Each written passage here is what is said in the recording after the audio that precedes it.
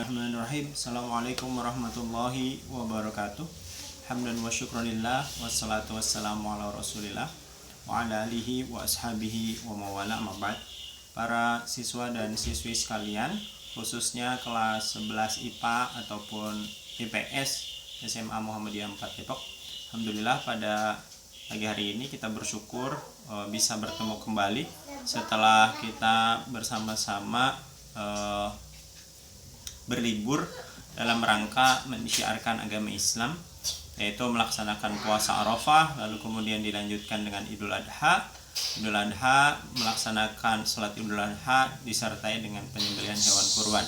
Dan tentu sebagian dari kita mungkin masih cukup lelah karena mungkin ada sebagian yang ikut berkontribusi bersama-sama meringankan dalam proses penyembelihan hewan kurban dan pendistribusiannya.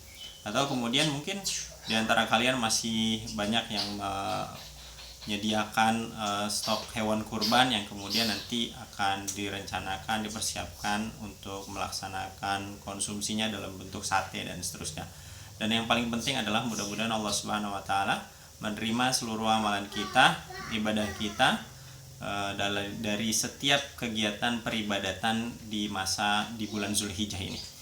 Para siswa dan siswi sekalian yang rahmatullah subhanahu wa ta'ala, pada pertemuan yang ketiga kali ini kita ingin melanjutkan apa yang sudah dibahas beberapa waktu yang lalu. Pada saat pertemuan yang kedua kita sudah membahas sebagai pengantar, kita sudah bahas lalu kemudian berikutnya definisi kitab, iman kepada kitab Allah Subhanahu wa taala, makna iman, kemudian sikap-sikap yang harus tercermin, dalil-dalil seputar iman kepada kitab Allah Subhanahu wa taala. Pada pertemuan ketiga ini kita masuk kepada kitab yang akan kita bahas pertama, yaitu kitab Taurat. Ini adalah suatu kitab yang diturunkan Allah Subhanahu wa taala kepada rasulnya, dan kitab Taurat ini adalah sebuah nama. Artinya kitab ini tidak berasal dari bahasa apapun, akan tetapi kitab ini adalah sebuah nama Taurat. Tidak seperti Al-Qur'an. Al-Qur'an secara bahasa itu berasal dari kata qara'a yaqra'u yang kemudian maknanya adalah bacaan, sedangkan Taurat itu maknanya adalah sebuah nama, ya, nama sebuah kitab, ya. Nah, yang kemudian diturunkan kepada rasulnya, dan rasulnya itu spesifik, yaitu kepada Nabi Musa alaihissalam.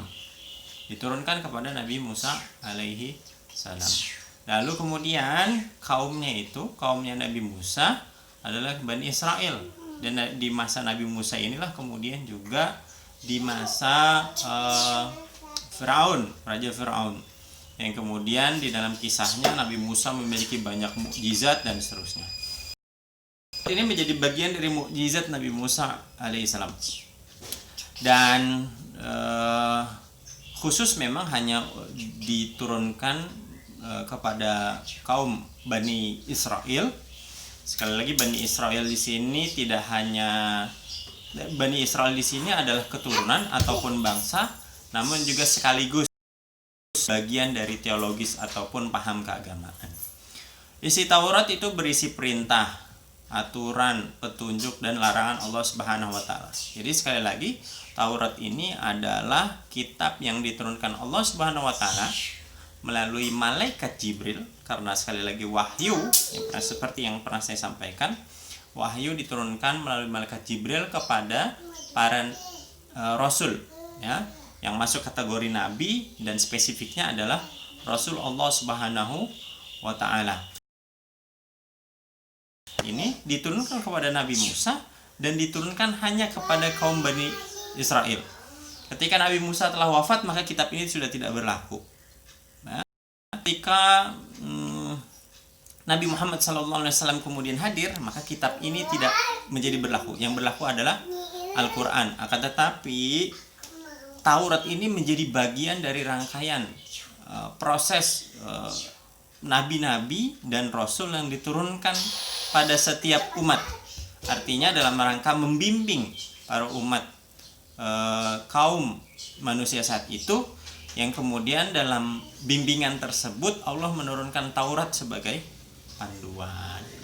Nah itu, jadi Taurat itu adalah sebuah nama, lalu kemudian Taurat sebuah nama diturunkan kepada Nabi Musa alaihissalam, lalu diturunkan khusus petunjuk kepada kaum Bani Israel, ya. Berbeda lagi nanti bangsa Israel, ya. Bangsa Israel itu menjadi sebuah bangsa nation. Menjadi Israel itu bukan hanya ada orang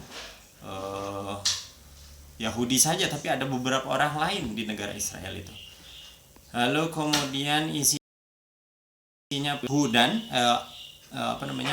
perintah amar, ya, perintah, aturan-aturan, lalu kemudian petunjuk dan larangan Allah Subhanahu wa taala. Lanjutkan berikutnya, dalil seputar Taurat disebutkan dalam Al-Qur'an surat Al-Maidah ayat 44, inna anzalna Taurata fiha hudaw wa nur. Inna anzalna Taurata fiha hudaw wa nur. Ada lebih panjang lagi ayat yang lengkapnya. Artinya sesungguhnya kami telah menurunkan kitab Taurat yang di dalamnya ada petunjuk, wa nur, dan cahaya yang menerangi. Artinya di dalam Al-Qur'an ini membenarkan bahwa kitab Taurat itu berasal dari Allah Subhanahu Musa alaihissalam. Isinya itu diantaranya adalah petunjuk, lalu kemudian juga cahaya. Artinya karena masa itu adalah masa az-zulumat, kegelapan. Pada saat kegelapan maka dibutuhkan cahaya untuk menerangi sebuah proses perjalanan manusia, agar manusianya tetap dalam koridor berjalan lurus, tidak melenceng ke kanan ataupun melenceng ke kiri, ataupun kemudian penglihatannya dalam perjalanan itu terhalangi. Maka kemudian Allah menurunkan Taurat sebagai bentuk kasih sayang Allah Subhanahu wa taala terhadap manusia yang menginginkan kebaikan kepada kaum Bani Israel.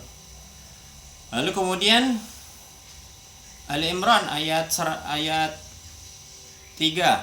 nazzala 'alaikal kitaba bil haqqi musaddiqan lima baina yadayhi wa anzalat taurata wal injil.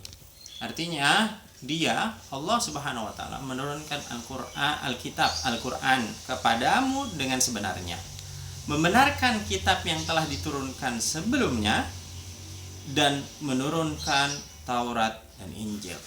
Nah, ditegaskan di sini Allah menurunkan Al-Qur'an sebagai kitab terakhir, sebagai wahyu yang terakhir kepada Nabi Muhammad SAW. Lalu kemudian fungsi Al-Qur'an diantaranya adalah membenarkan kitab-kitab yang turun sebelumnya lebih dahulu, ya. Lalu kemudian juga Allah pula lah yang menurunkan Taurat dan Injil. Allah pula lah yang menurunkan Taurat dan Injil. Hal ini menunjukkan bahwa kitab Taurat ini bukanlah buatan yang dibuat ataupun karang-karangan ataupun akal-akalan ataupun kecerdasan Nabi Musa saja, ya. Akan tetapi Taurat ini adalah benar-benar dari Allah Subhanahu wa taala sebagai kitab yang diturunkan sebagai hudan, sebagai nur, ya. Kalau di Muhammadiyah itu yang namanya agama huwa din, ad-din huwa ma syara'allahu ala lisani anbiya'i minal awamir wan nawahi wal irsyadati lisalahil ibadah.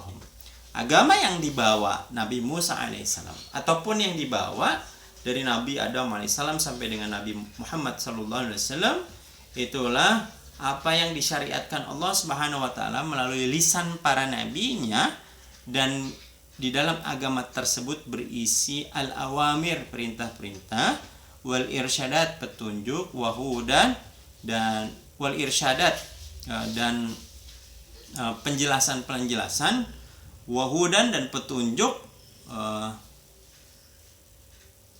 li salahil ibad dunyahum akhirohum, untuk kebaikan dunia dan akhirat. Jadi itu fungsinya itu. Jadi fungsinya adalah untuk memberikan petunjuk.